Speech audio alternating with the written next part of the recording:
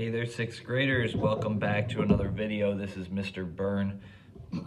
Today we are talking about fractions, decimals, and percents. Now this is going to be kind of maybe a review for some of you guys because we did this earlier in the year. But it's important that you know how to convert between fractions, decimals, and percents and realize how they're related. So today I'm going to kind of talk about how you can change between fractions, decimals, and percents, the easiest ways, and maybe some different ways than we did earlier in the year. So if you're looking at this, I'm going to do decimals, then I'm going to do percents, I'm going to do fractions. So if you're looking at it and you're like, oh, I could convert between decimals and percents all day long, you can maybe skip on to the fraction part or whatever, but it couldn't hurt you. It's not going to kill you to watch the whole thing. So let's start with some decimals here. You might remember that, first of all, let's talk about place value a little bit. If we're looking at our decimal place right here, we have our tenths place. All right, tenths. And our hundredths. Now, from last week, you remember decimals, percents are always out of 100, right? No matter what, a percent is always out of 100%. You know, we went over that whole thing, you got it. So if I look at this decimal and I see that it's 100ths, I know that that's already out of 100. That's great. If it were just the 8, that'd be out of the tenths. So don't get confused. What I don't want you to do is go, okay, well, it's 0.8, so it must be 8%. No, because that's just out of the tenths, right? So it can't be 8% if it's right there. 8% would look like 0.08. And 0.08 is not the same as 0.8, okay? So just remember that. That was just a quick note. So if I'm looking at 0.82, I know that that's my hundredths place. So if I were going to put hundredths as a fraction, well, I know it's going to be over 100. So 0.82 would be 82 over 100 because I have my tenths place, my hundredths place. I like to remember it like this. If I have 1, 2 decimal places, I get 1, 2 zeros. And then I just put that number straight over the top. So 0.82 would be 82 over 100. Now, if you know percents, you know that if it's out of 100, it's always going to be that top number as a percent, 82%. The last way we can do this if we're working with a decimal would be that 0.82, if you remember, you can multiply by 100 and you move your decimal place over 2 times, and that gives you 82%.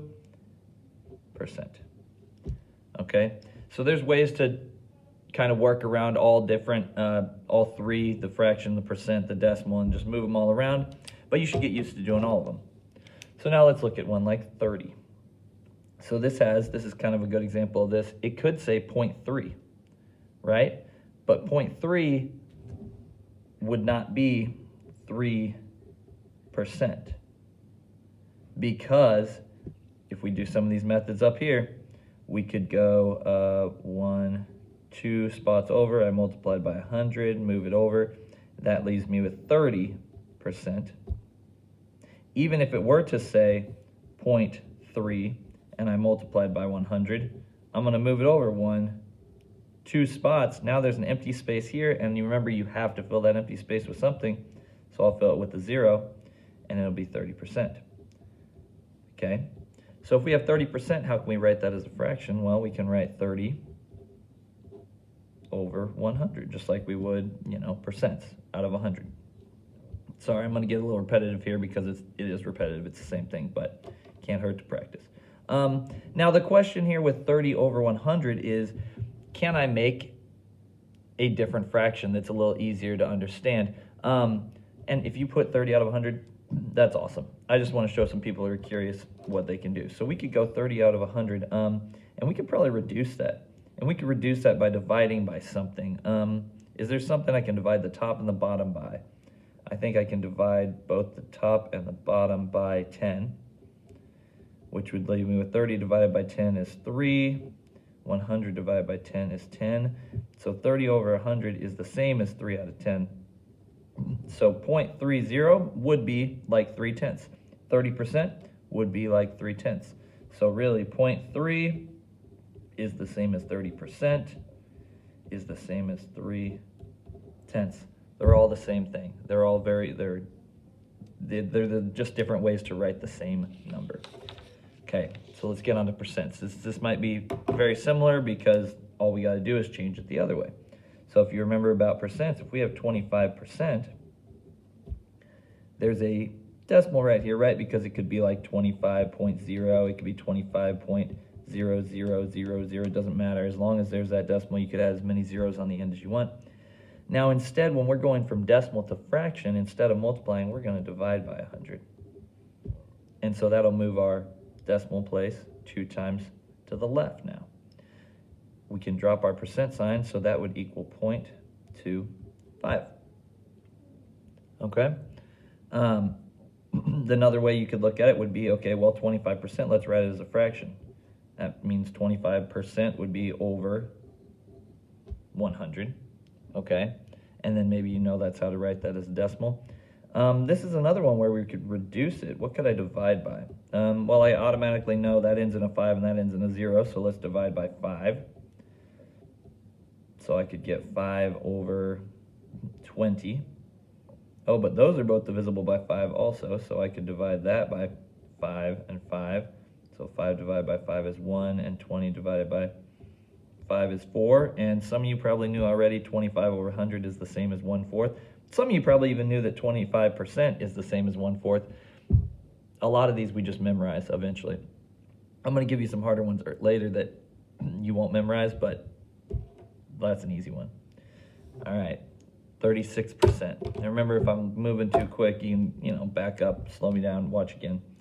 36%. Well, I know percents are out of 100, so I'm always going to do 36 over 100. Easy fraction.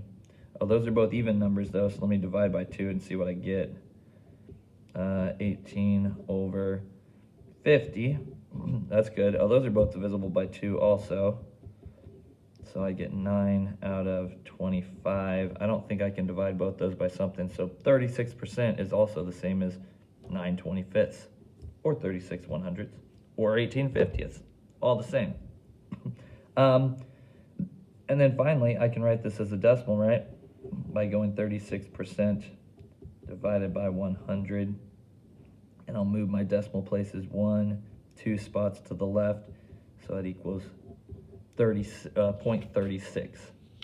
All right, and you guys are going to get good at changing percents into decimals because it's usually pretty easy. All right, let's do some fractions. I feel like these are kind of the hardest ones because you got to figure out how to make this number down here, the denominator, into a 100. Otherwise, it may be it just may not come out as easy as possible. So let's first convert this. Let's say, okay, I need this bottom to be 100. Can I do times something to get this to be 100? Well, I know 4 times 25 equals 100. And I know if I do the bottom times 25, I have to do the same to the numerator. So 3 times 25 is 75. Okay, now I got a fraction that I can work with here. So I know 75 over 100 would be the same as 75% because it's out of 100. And then I know that if I move this over 1, 2 places, I can get 0.75. So that means 0.75 is the same as 75%, is the same as 75 over 100, and is the same as 3/4. Okay, all the exact same. But this is the one I really wanted to show you because this one gets a little tricky. Can you think of a number that we can multiply the top and the bottom by to get 100? Or the bottom by to get to 100? 8 times something equals 100. Can 100 be divided by 8 evenly? I can't think of a way. It may end up being a decimal. It may end up being a repeating decimal. I don't really know. There's not a good way. So that might not be the best way to do it. What I'm going to tell you here is that now we need to look at this fraction as a division problem, okay? Because if you look at 1 over 8, I keep telling my classes that this little line right here, it reminds me of a division problem. You got your line in the middle, there's a number on top, and there's a number on bottom. All that means is 1, if you read it from top to bottom, 1 divided by 8, because there's your division symbol, 1 divided by 8. So of course we could go like this and we could say 1 divided by 8. Even if you wrote this on your homework, I'd know that you kind of understand that. But we can go 1 divided by 8. Now, what do? I know we haven't done division in a while, and a lot of people don't like division. But remember, we're going to have to add on a decimal, add some zeros, and then work with that. And we're going to have to figure all that out. And you can absolutely do that. I think you should know how to do that. But for time's sake, we can also use our calculator. Handy dandy calculator. So I'm going to make sure that I put this in, and this is why I like you to write it out like 1 divided by 8, because what you don't want to do is go 8 divided by 1, because that's not going to help you at all, because what's that going to do? It's going to tell us the answer is 8. And I know that 1/8 is not the same as 8. Okay, so make sure you put it in this way. 1 divided by 8. And that gives us the decimal 0.125. Okay, so if I did all my math here, I would end up with 0.125. So look at that. That tells me that my decimal is 0.125. Sorry. So it looks a little bit different than up here with the 0.75. It's got 3 decimal places. It goes into our thousandths places, but it still works. We can still go, okay, 0.125 times 100. I'm going to make that into a percent, so I'm going to move this over 2 places, and it gives me 12.5%. And that's okay. Percents can have a decimal place like that, right? And we could write this as a fraction. It would be a weird fraction, but we could write 12.5 over 100. You know, generally you don't want to see that, but I'll show you how to fix that in a minute. The other thing that we could do would be to go, okay, well, I know that this is the thousandths places, so I could go 1, 2, 3 for my thousands, and I know I need 1, 2, 3 zeros, so let's go 125, 1, 2, 3, over 1 0, 2 zeros, 3 zeros to get 125 over 1,000. That is an equivalent fraction. That works. That's the same thing. It just doesn't look like what we would normally expect for percents, because percents are out of 100, which is why I would accept this if you did this on your work. It's just a little bit different. Now, if you were to change this one or either of these to get to be 100, well, let's see. We can go times 10. I need to get rid of my decimal place. Times 10. If I multiply by 10, I move my decimal place over once, so that's 125. If I do 100 times 10, I get 1,000, and look, that's the same thing. That's why that works, okay? So you can always convert fractions, decimals, and percents. It just takes, you just have to know the rules, okay? And the biggest thing I wanted you to get from this one is that division problem, 1 divided by 8, is always going to give you your decimal. If you do 1 divided by 8, you're going to get your answer, okay? If I went up here and I said 3 divided by 4, let's try it.